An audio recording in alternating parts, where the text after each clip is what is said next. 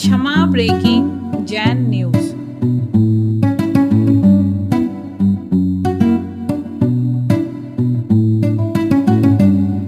लगन सच्ची हो, वचन झूठा ना हो, आत्मा से निकला हुआ वचन हो, स्वार्थ की दुर्गंध ना हो। क्या कहा? जब पूज्य गुरुदेव से जब मैंने पूछा था कि महाराज ये दुनिया ऐसी है, कैसे रहेंगे इनके बीच में, और आप तो आशीर्वाद देते हो, सब सफल हो जाते हैं, हम लोगों के आशीर्वाद कभी सफल होंगे कि नहीं? अलग विहार कर रहे थे, नैनागिरी की घटना। तो मैंने कहा हम लोग कैसे करें, हम लोगों को तो अभी अपने आशीर्वाद पर विश्वास ही नहीं। आप तो देते हो सब काम, अब हम लोगों को कैसे करें कि हम क्योंकि अब आशीर्वाद तो देना ही पड़ेगा, बाहर जाएंगे तो हम लोग कैसे आशीर्वाद दें? सफल नहीं हुआ तो हंसी होगी। अब किसी ने पूछा महाराज जी आशीर्वाद दो, फेल हो गया तो, हमने किसी कार्य करने के लिए कहा वो नहीं हुआ तो हंसी उड़ेगी। कुछ तो ऐसा मंत्र दो जिस मंत्र को फूके तथास्तु सो सम खुल जाए। कोई ऐसा मंत्र दे दो, गुरु मंत्र दे दो। अरे अपने गुरु महाराज तो बहुत आगे की खोपड़ी थे, वो किसी मंत्र के मोहताज नहीं थे, उनके मुख से जो निकल जाता वही मंत्र था। उनके मुख से क्या मंत्र दिया, मेरी सफलता का राज सुनो। एक ही शब्द गुरु ने कहा, अपना निजी स्वार्थ मत रखना, पर का कभी अहित नहीं रखना, जाओ सफलता तुम्हारे आगे आगे दौड़ेगी। रिपीट कर रहा हूं, अपना कोई और दूसरे का कभी अहित नहीं करना, जाओ सफलता तुम्हारे लिए हर कदम कदम पर मिलेगी। बस वो ही कारण है आज जब भी कहीं कोई बात आती है, मैं अपनी आत्मा से पूछ लेता हूं, तेरा कोई स्वार्थ तो नहीं है? मन कहता नहीं है, नहीं। दूसरे का अहित का भाव तो नहीं है? नहीं है। बस ये दो आवाजें अंदर से आती हैं और मैं आशीर्वाद दे देता हूं और सफल हो जाता हूं। गुरु का मंत्र है ना, गुरु ने मंत्र दे दिया। तुम समझते हो मंत्र कोई बीजाक्षरों के होते? गुरु का वाक्य ही अन्नम च गुरु उपदेशन। उस दिन मुझे अनुभव हुआ कि नैमी चंद महाराज ने गुरु के वचन को ही मंत्र कह दिया। सफलता क्यों नहीं मिलेगी? स्वार्थ मत रखो,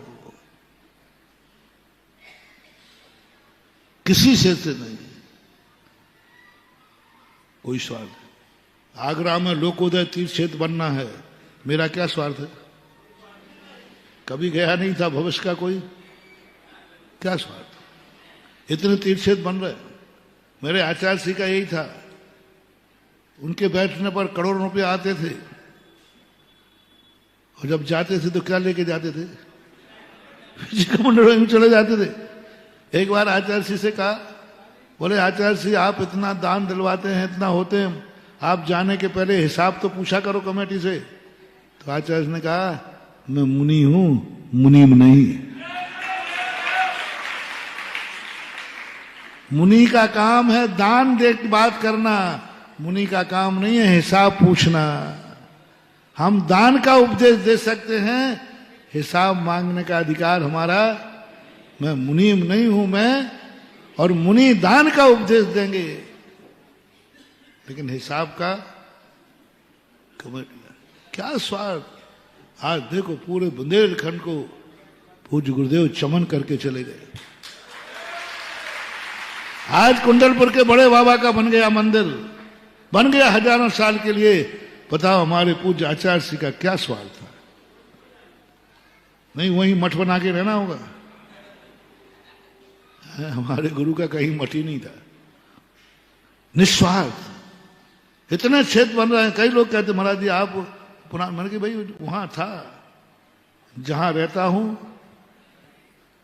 बस था, चल गए, उठ के चले गए, तुम जानो तुम्हारा। लोग इसलिए लोग कहते हैं कि महाराज इतने क्षेत्र आप कैसे बना लेते हैं, इतना पैसा कैसे आ जाता है। मैंने कहा इसलिए आ जाता है कि मैं बनाता ही नहीं, इसलिए बन जाते।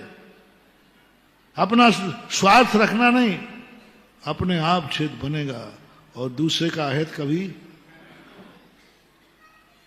सुन रहे हो ना बनिया? घोषणा कराऊं 5 रुपए सैकड़े की, इन्हीं को यही देंगे जो कह रहा है हम तो अभी बहुत दे चुके, अभी पुराना ही नहीं देना, अभी तो पुराना ही देना है। और जाना होगा 5 में नहीं आएगा तो 7 रुपए में तो बेचारा मकान बेच के आ जाएगा। भगवान को दिया भी तो है, देने के लिए है तुम्हारे पास, पर भगवान के पास ब्याज नहीं दे पा रहा है, इसलिए तुम दे नहीं पा रहे हो। और जो ब्याज दे देगा उसके लिए तुम्हारे पास है, ब्याज के लिए पैसा है, दान के लिए नहीं। कोई बात नहीं, चलो मैं कोई डिस्टर्ब नहीं कर रहा हूं आपको, बस नहीं देना हो तो मत देना, बहाना मत बनाना, झूठ मत बोलना, नहीं देना, बात खत्म। शक्ति को छुपाना नहीं, कभी भूल कर नहीं छुपाना। गुरु से और 2 बताए थे मैंने, गुरु और मां बाप से कभी भी छुपाना नहीं, इनके सामने कभी गरीब बनना नहीं, कभी गरीब नहीं बनना। ये जैनियों की विशेषता होना चाहिए। जैनी को दुनिया लक्ष्मी पुत्र क्यों मानती है? दुनिया का एक दर्शन है, एक दर्शन वो है दुनिया के पास खाली हाथ जाता है। उनसे हमने पूछा खाली हाथ क्यों जाते हो? अरे इसलिए जाता हूं कि भगवान को ये पता है इसके पास कुछ नहीं है तो वो दे देगा, और कुछ लेके जाएंगे तो वो ध्यान ही नहीं है अभी तो इसके पास। मैंने कि भगवान इतना बुद्धू है कि उसे पता नहीं है कि ये। दूसरा एक ऐसा है कि जो लेके जाता है और सब वापस उठा के ले आता है, भगवान को अकेली नारियल की कील चढ़ा देगा और बाकी जैन दर्शन का जैनी एक ऐसा है, भर भर के थाल चढ़ाता है लेकिन उसका एक दाना लौट करके लाता नहीं है। साधारण मत समझना। मानो जैनियों का लक्ष्मी पुत्र की टाइटल मिलना क्यों है लक्ष्मी पुत्र? कई लोग पूछते महाराज जैनी होते क्यों है? मैंने कहा एक सबसे बड़ा कार्य है जो मैं बहुत बार प्रश्नों में कहता हूं, जो सगुन है, जो मंगल है, इनके सामने कभी गरीब मत बनना, भिखारी मत बनना। मंदिर में जाते ही भगवान पूछे भी क्यों आजकल तेरे चेहरे पर कुछ तंगी दिख रही है?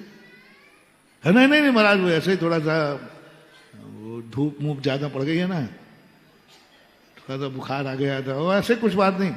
नहीं देख झूठ मत बोल, बोल मांग ले क्या मांगना है। तो जैनी क्या कहता है? भगवान मांगने की बात कर रहे हो,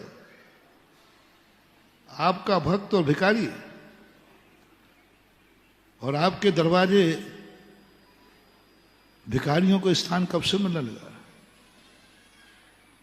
और आपसे मांगने पर मिलेगा? लो भगवान अभी तो मेरे पास इतना है कि मैं तुझे भी देने को लाया हूं। मुट्ठी बांध के जाता है भगवान के पास।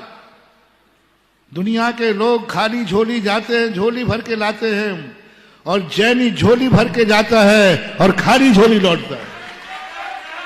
अभी तो मेरे पास तेरे देने को है, क्या बात करते हो भगवान? आपको चाहिए लीजिए। मैं हाथ में दाना बता रहा है, अर्घ बता रहा है कि अभी मेरे पास इतना है कि मैं तुझे भी, बस यही है अमीरी का लक्षण है।